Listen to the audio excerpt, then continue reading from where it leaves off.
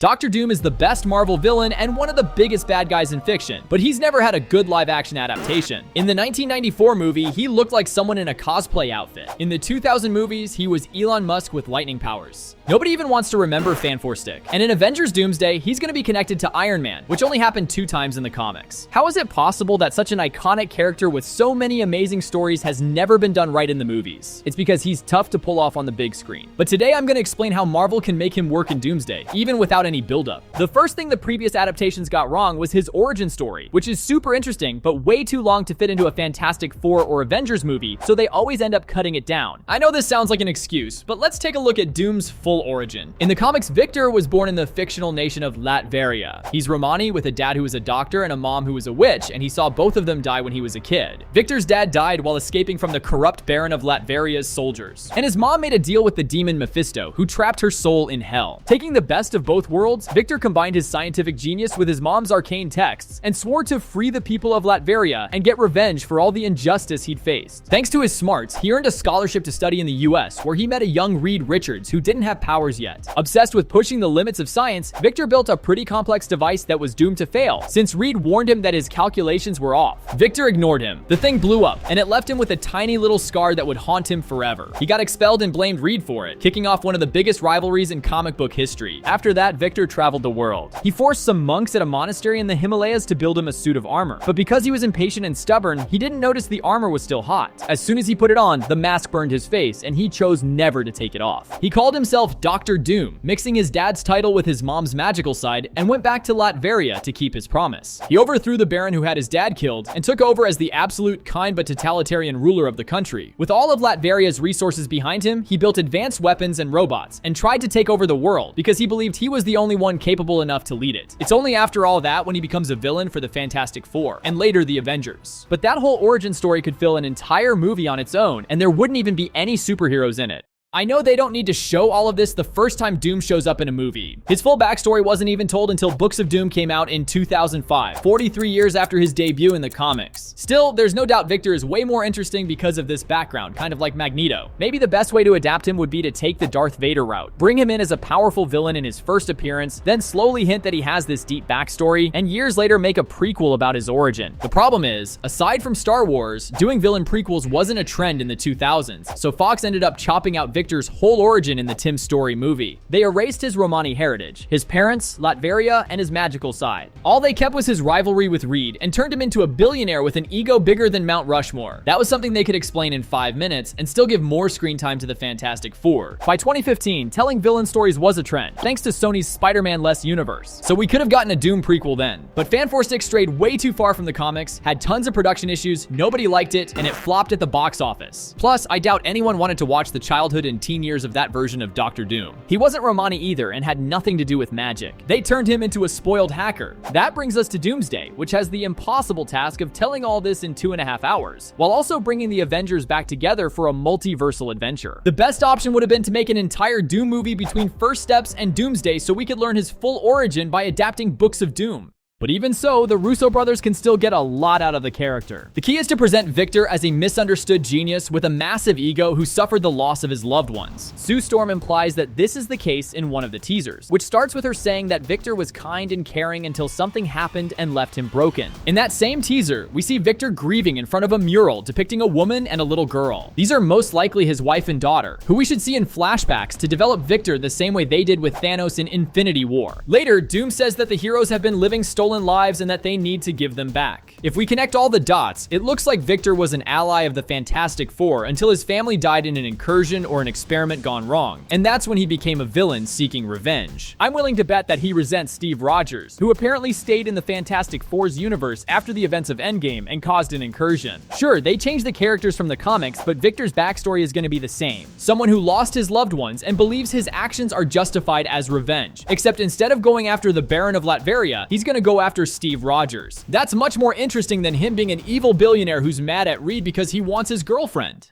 Of course, there's the Robert Downey Jr. problem. The actor isn't Romani, and we're all gonna associate him with Tony Stark. But in the teasers, he's doing a Romani accent instead of speaking like Iron Man. And the more we see of Doomsday, the more convinced I am that he won't be playing an Iron Man variant, but instead will use magic to copy Tony Stark's face and trick the Avengers. And speaking of magic, that's the second reason why this guy is so difficult to adapt: his powers. Doom doesn't follow the villain with the same powers as the hero rule, like Abomination or Ironmonger. And he doesn't have easy to explain powers like super strength, super speed, magnetism, or magic stones that do whatever the plot needs. Anyone can get those right away. You see someone punching hard, you know what their powers are and how they work. But Doom is a mix of two worlds in two different genres. He's a tech genius who can build dimensional portals and robot armies, but at the same time, he's a master of magic. He survived a trip to hell thanks to magic spells, sacrificed his childhood love to turn her into magical armor, communicated with the supernatural, and he became the Sorcerer Supreme not long ago, taking over for Stephen Strange. No other Marvel villain has that combo, and it's tough to bring to the big screen. If it's not handled carefully, mixing those powers can mess up the tone of the movie. The 2000s movies only kept the tech part, since the tone was light sci-fi. Giving him magic powers would have made no sense, especially without his backstory, since they never even mentioned that magic exists in that universe. But to give him something more than just a bazooka and a metal mask, they made him shoot lightning. That was super easy to understand, felt kinda sci-fi, and was similar enough to what the Fantastic Four could do. The same thing happened in Fan 4 Stick, which was trying to be realistic and serious. In the mind of director Josh Trank, the idea of someone casting spells just didn't fit, but somehow it was totally grounded to show a guy shooting lightning and making people's heads explode from a distance.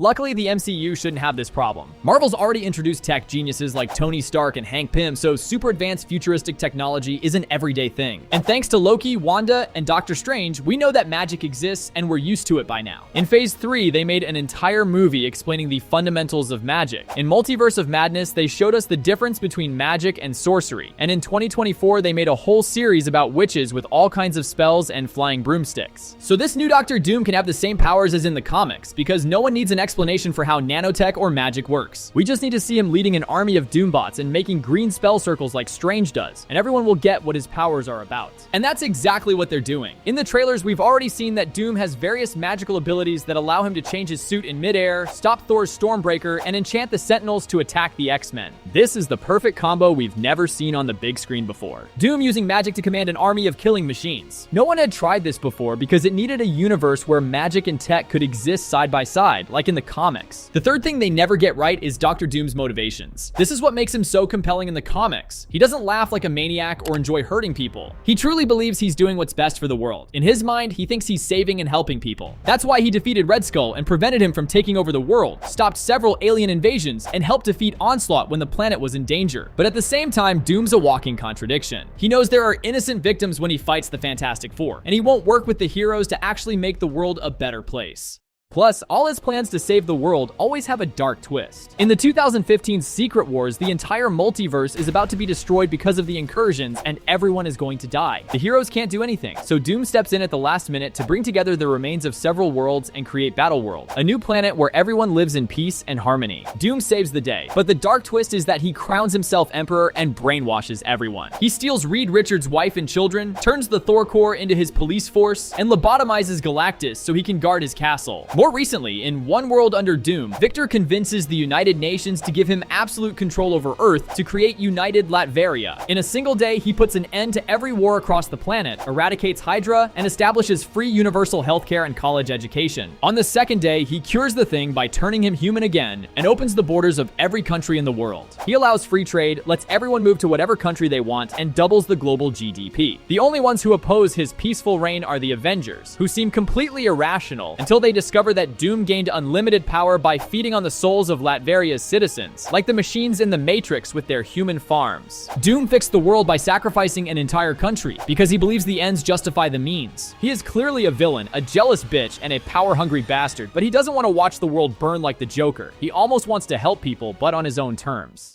In the movies, he's just the villain of the week. In the 2000s films, he's a businessman who wants power and recognition at any cost. He enjoys hurting Reed. He wants to steal Sue away, and we never see him trying to improve the world in any way. In the second movie, they briefly show Latveria, but Doom doesn't seem to care about anyone there. In the comics, that country isn't exactly democratic, because Doom is the ruler and that's it. But the cool part is that no one in Latveria wants to overthrow him, because they all live well under his rule, at least until the events of One World Under Doom. Everyone loves him and sees him as a fair leader. That makes you you question whether the system the superheroes are defending is really the best one. It makes you realize Doom might be the hero in his own story. Stripping away all that is like removing the mutant rights struggle from the X-Men, or turning Magneto into an international terrorist, instead of showing him as a tragic figure who lived through humanity's worst horrors. That would be lazy writing. In order to make him easier to understand as the bad guy, they've only focused on his hunger for power. In the 2005 movie, he wants to kill the Fantastic Four because he's mad at them and loses control of his company after the accident. In the second movie, he wants to steal Silver Surfer's board to get more powerful, but it's not really clear why. They don't even hint that he wants to use that power to fix the world in his own way. He's just running around like a kid with a new toy. Now, don't get me wrong, stealing the board is a very Doom thing to do. In the comics, he's stolen powers from the Beyonder, Galactus, Dormammu, Doctor Strange, and Thor. But the real issue is his motivation. What does he want to do with all that power? It's even worse in Fan 4 Stick. Victor travels to a wrecked dimension and wants to stay there or maybe destroy Earth so no one bothers him. I don't even think the writers knew what he was doing. The good news is that Marvel has a chance to fix this in Doomsday. The premise of the movie is that the multiverse is going to explode because of the incursions, and the X-Men's universe is about to collide with the Avengers universe. Doom says that the heroes will have to face an impossible choice: save one universe by destroying the other, or let both universes die. He will probably act as a manipulator to get both sides to fight each other. But in the end, he should obtain the power of someone like Loki to save the multiverse at the last minute and create Battleworld, just like in the comics. This would establish him as a villain who manipulates the heroes for his own ends, someone who wants to be the most powerful being in the universe, and who is incredibly jealous of Reed Richards if he ends up stealing his wife and son. But at the same time, we'd see him as a more complex villain than in the previous movies. He wouldn't just crown himself God Emperor Doom and call it a day. His goal would be to build a world that's better than the old one. But if you're still not convinced that Marvel can do Dr. Doom justice, in this video, I'll explain why casting RDJ was a genius move.